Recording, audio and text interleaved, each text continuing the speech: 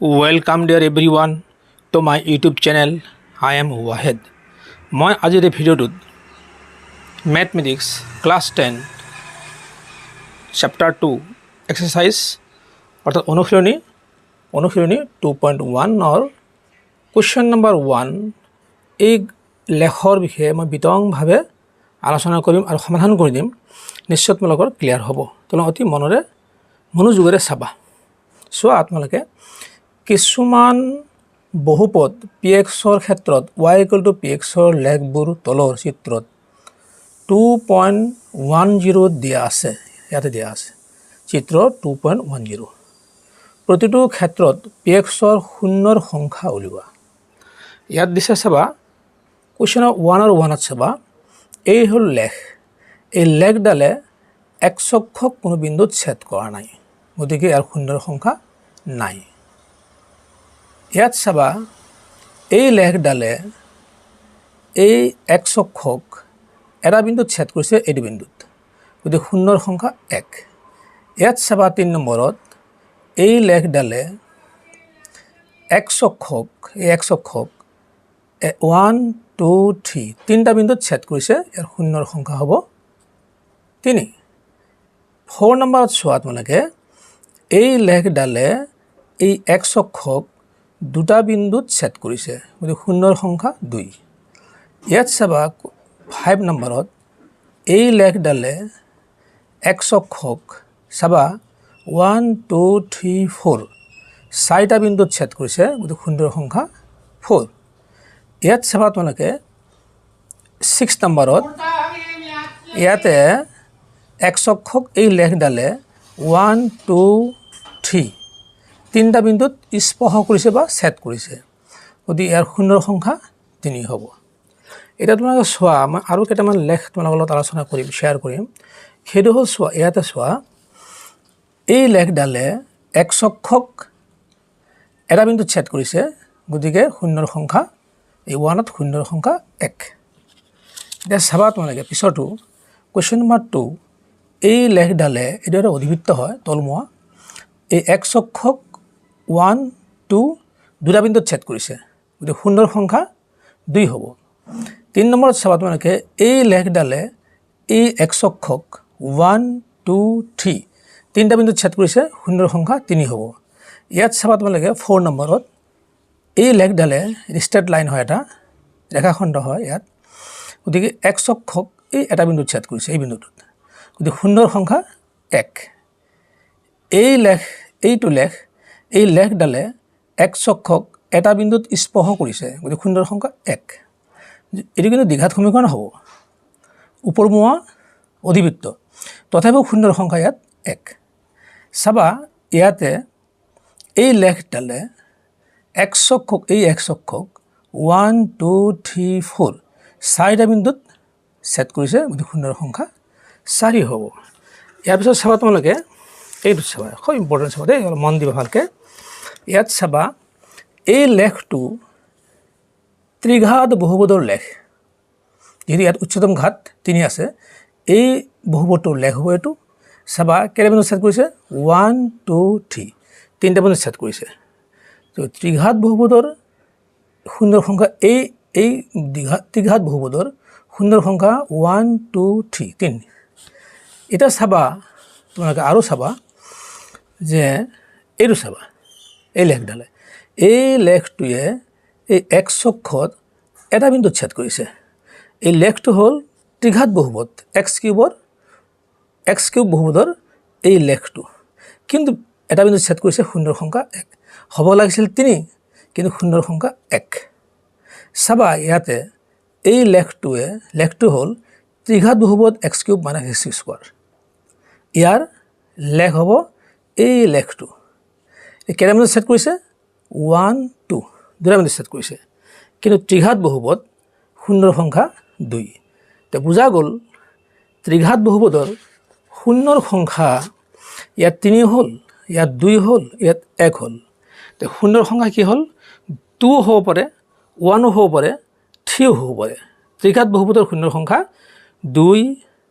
3 2 1 হ'ব পাৰে, কিন্তু সৰ্বোচ্চ শূন্যৰ সংখ্যা কি হ'ব 3 হ'বই গতিকে নিশ্চয় তোমালোকৰ ক্লিয়াৰ হৈছে এইটো ইয়াৰ পিছত চাবা আৰু এটা কথা এইটো চাবাচোন তোমালোকে অকণমান ভালকৈ মন দিবা চাবা বহুপদৰ শূন্য আৰু সহগৰ মাজৰ সম্পৰ্ক মই লৈছোঁ px = x² + bx + c এইটো হ'ল আদৰ্শ দ্বিঘাত বহুপদ দ্বিঘাত বহুপদৰ শূন্যৰ সংখ্যা 2 থাকে যদি মই আলফা আৰু বিটা দুটা শূন্য লওঁ হয় তেনেহ'লে px = এই শূন্য দুটা থাকিলে x - আলফা আৰু x - বিটা দুটা উৎপাদক হয় সেই দুটা উৎপাদক পূৰণ কৰিলে আমাৰ এই বহুপদ ৰাশিটো পাম সেইকাৰণে আটাৰ লগত এটা ধ্ৰুৱক পদ থাকিব পাৰে এইটো লৈছোঁ গতিকে আমি কে আৰু এই দুটা পূৰণ কৰিলে এইটো হৈ গ'ল তোমালোক পূৰণ কৰিবা চাবা এইটো হৈ যাব চাবা ইয়াতে কে x² মাইনাছ এইটো এক্সটো কমন গৈছে আৰু এইটো কি থাকিব বিটা প্লাছ আলফা বা আলফা প্লাছ বিটা একে কথা এই মাইনাছত থকাৰ কাৰণে এইটো প্লাছ হৈ গৈছে আলফা ইনটু বিটা থাকিল ইয়াত আমি কেৰে পূৰণ কৰিছোঁ কে x² মাইনাছ কে alpha plus beta x plus এই কে একেৰে পূৰণ কৰিলে কে আলফা ইনটু বিটা তো এই বহুপদটো আমি এই বহুপদৰ লগত তুলনা কৰিলে আমি পাম x² সহগ কে x সহগ এ কৈছোঁ কে = এ হৈ গ'ল এক্সৰ সহগ কে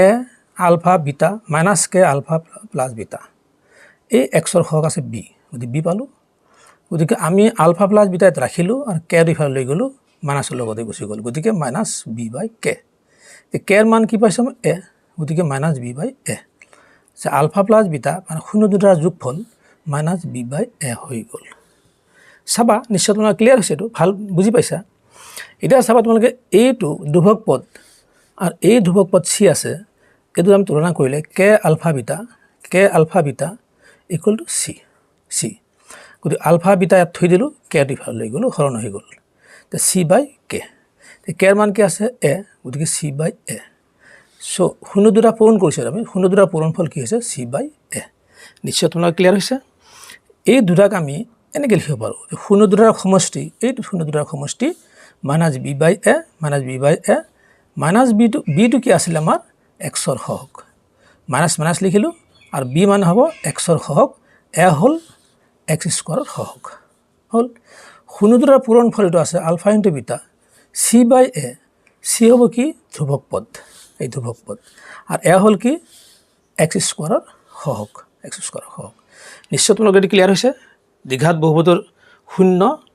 আৰু সহগৰ মাজৰ সম্পৰ্ক তোমালোকে ধুনীয়াকৈ বুজি পালা এতিয়া মই থুলমূলকৈ ত্ৰিঘাত বহুপদৰ মূল শূন্য আৰু সহগৰ মাজৰ সম্পৰ্কটো অলপমান থুলমূলকৈ তোমালোকে দিছোঁ কেতিয়াবা লাগিব পাৰে চাবা তোমালোকে এইটো ত্ৰিঘাত বহুপদৰ শূন্য তিনিটা থাকে আলফা বিটা গামা তিনিটা শূন্য মই লৈছোঁ তেন্তে এই আগৰ নিচিনাকৈ এইটো নিচিনাকৈ ইয়াতো হ'ব এইটো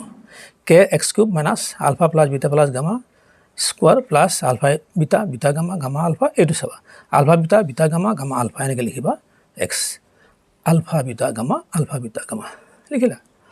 এতিয়া যদি আমি এই বহুপদটো আৰু এই যিটো আগৰ বহুপদটোক আমি যদি